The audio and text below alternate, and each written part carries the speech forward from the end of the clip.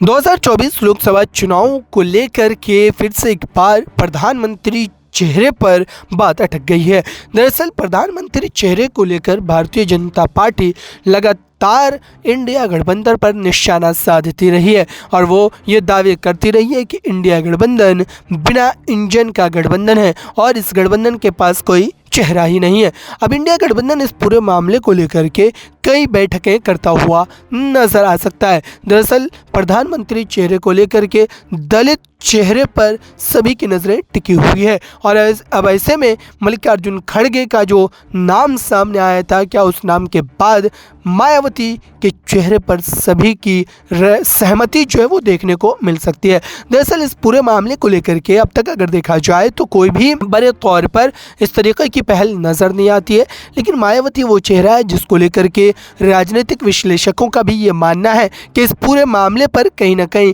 जनता मायावती के चेहरे पर भरोसा जता सकती है। वैसे भी भारतीय जनता पार्टी की छवि दलित विरोधी है और अब ऐसे में इंडिया गठबंधन के पास ये बड़ा मौका है कि वो मायावती को प्रधानमंत्री के चेहरे के रूप में आगे करते हुए कहीं ना कहीं उसका राजनीतिक लाभ उठाने की कोशिश कर सकता है। लेकिन अगर अब तक देखा जाए तो इस पूरे मामले को लेकर के न तो कोई बड़े कदम उठाए गए हैं और न ही अब तक कोई बड़ा बयान जारी किया गया है, लेकिन उसके बावजूद भी ये दावे किए जा रहे हैं कि इस पूरे मामले को लेकर लगातार पहल जारी है और किसी भी वक्त इस पूरे मुद्दे को लेकर सियासी तौर पर स्थिति जो है वो पक्ष में बनती हुई नजर आ सकती है। मायावती के अगर रुख की बात करें तो मायावती ने अब तक इस पूरे चुनाव को लेकर जो अपने पक्ष को रखा है उससे ये साफ जाहिर होता है कि वो अकेले अपने दम पर चुनाव लड़ने वाली है, लेकिन उसके बावजूद भी राजनीति में कई मर्तबा कई सारी बातें अप्रत्याशित रूप से होती है और इसी बात को लेकर